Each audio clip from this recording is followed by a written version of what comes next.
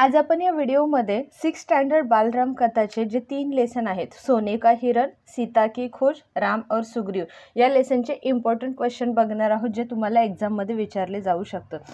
सगळ्यात अगोदर आपण शब्दार्थ बघूया। छकानाचा मतलब येणार आहे थकाना, प्राण पखेरु उड जाना म्हणजे मर जाना, मरून जाणे, मनशा म्हणजे लालसा म्हणजेच अपेक्षा किंवा हाव, कलुषित म्हणजे अपवित्र, बिछोचा अर्थ येणार आहे वियोग, क्षत आणि विक्षतचा येणार आहे तोडफोड, अंतपुरचं येणार आहे महल के अंदर का कमरा म्हणजे जो महालाच्या आतमध्ये जो रूम असतो त्याला म्हणलेला आहे महल के अंदर का कमरा। कटुवचनचं येणार आहे कडवी बाते म्हणजेच काही ज्या गोष्टीने आपण दुखी होऊ शकतो अशी। विक्षिप्त म्हणजे पागल, खूप अशी वेगळ्या प्रकारची जी हरकत असते। परिहास्य येणार आहे मजाक। त्यानंतर आहे प्रयोजन, प्रयोजनचं येणार आहे उद्देश, पुष्पमाला फुलों की माला, विलक्षण म्हणजे अद्भुत, व्यथा कथा म्हणजे येणार आहे दुःखभरी कहाणी, अथाहचं येणार आहे बहुत गहरा म्हणजे खूप खोलपर्यंत, मल्लयुद्ध म्हणजेच कुस्ती। त्यानंतर प्रश्न विचारलेले आहेत। पहिला आहे सोने के हिरण का रूप किसने धारण किया म्हणजे सोन्याचं हरण कोण बनलं होतं, तर उत्तर आहे सोने के हिरण का रूप मारीच राक्षसने धारण किया म्हणजे सोन्याचं हिरण कोणी रूप त्याचं कोणी धारण केलं होतं तर त्या राक्षसाचं नाव काय होतं तर मारीच राक्षस। सेकंड नंबरचा आहे रावण कैसे वस्त्र पहनकर सीता के सामने गया म्हणजे रावणने कोणत्या प्रकारचे वस्त्र किंवा कोणते कपडे घातले होते। रावण गेरुआ वस्त्र पहनकर सीता के सामने गया म्हणजे रावणाने कसे कपडे घातले होते तर गेरुया म्हणजेच काय तर एखाद्या साधूचा वेश धारण करून तो सीताच्या समोर गेला होता। थर्ड नंबर आहे रावण ने सीता को ले जाकर कहा कहा रखा म्हणजे ज्यावेळेस रावण सीताला घेऊन गेला त्यावेळेस त्याने सीता मातेला कुठे कुठे ठेवलं होतं, तर उत्तर आहे रावण ने सीता को ले जाकर पहले अंतपुर में रखा, पहिल्यांदा कुठे ठेवलं तर अंतपुरमध्ये ठेवलं, और बाद में अशोक वाटिका में बंदी बनाकर रखा आणि त्यानंतर त्यांनी अशोक वाटिकामध्ये बंदी बनवून ठेवलं होतं।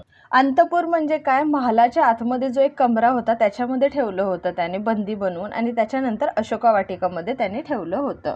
फोर्थ नंबरचा क्वेश्चन आहे राम सीता का पता जानने किस नदी के पास गए म्हणजे श्रीरामांना जेव्हा सीता मातेची म्हणजे माहिती किंवा तिला कुठे ठेवलं आहे हे बघण्यासाठी कुठल्या नदीच्या जवळ गेले होते, तर उत्तर आहे राम सीता का पता जानने गोदावरी नदी के पास गए थे तर ते राम सीता मातेला शोधण्यासाठी कोणत्या नदीजवळ गेले होते तर गोदावरी नदीजवळ गेले होते।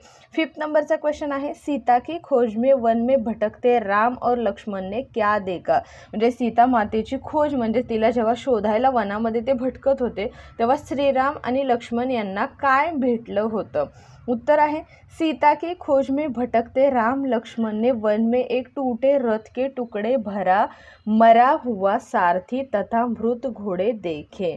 आता त्यांनी सीता मातेला शोधता शोधता त्यांना काय दिसलं तर वन म्हणजे त्या जंगलामध्ये एक तुटलेला रथ होता, तुटलेला रथ आणि त्याचे तुकडे आणि त्याच्यामध्ये सारथी म्हणजे जो रथ चालवत होता तो सारथी आणि मेलेले घोडे दिसले होते।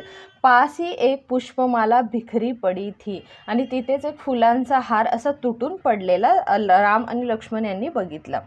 त्याच्यानंतर आहे कबंध कौन था म्हणजे कबंध कोण होता, तर कबंध एक विशालकाय डरावना राक्षस था। कबंध एक खूप डरावना म्हणजे खूप घाबरवणारा राक्षस होता।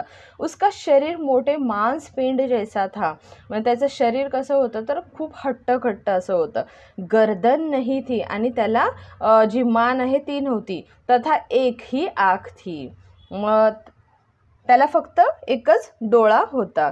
दात बाहर निकले थे आणि त्याचे जे दात आहेत ते बाहेर निघाले होते, तथा जीभ साप की तरह थी आणि त्याची जीभ ही सापासारखी होती म्हणजे गर्दन म्हणजे त्याला मान नव्हती, त्याच्यानंतर त्याला एकच डोळा होता आणि त्याचे दात आहेत ते बाहेर निघालेले होते आणि त्याची जीभ जी होती ती सापासारखी होती।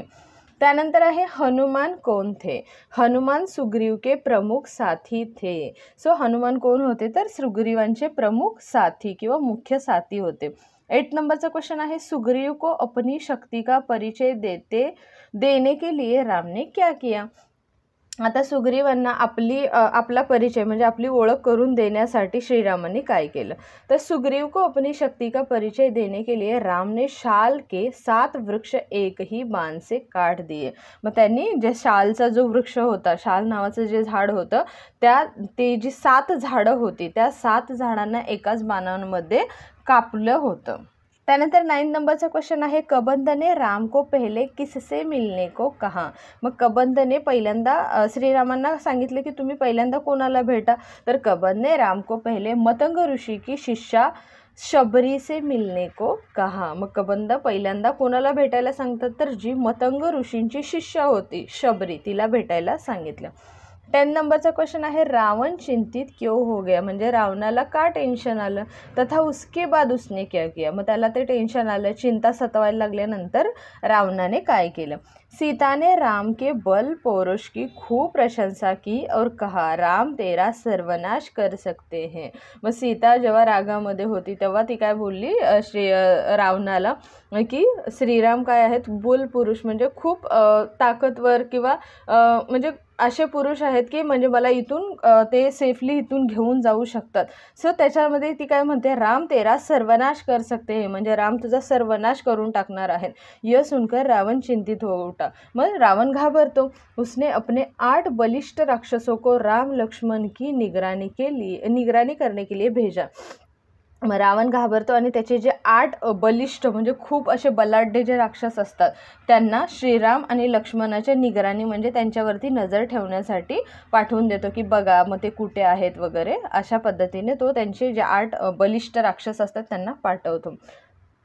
सो अशा प्रकारचे क्वेश्चन तुम्हाला एक्झाममध्ये विचारले जाऊ शकतात. आय होप तुम्हाला हा व्हिडिओ आवडला असेल. जर व्हिडिओ आवडला असेल तर चॅनेलला नक्की लाईक आणि सबस्क्राईब करा. थँक्यू.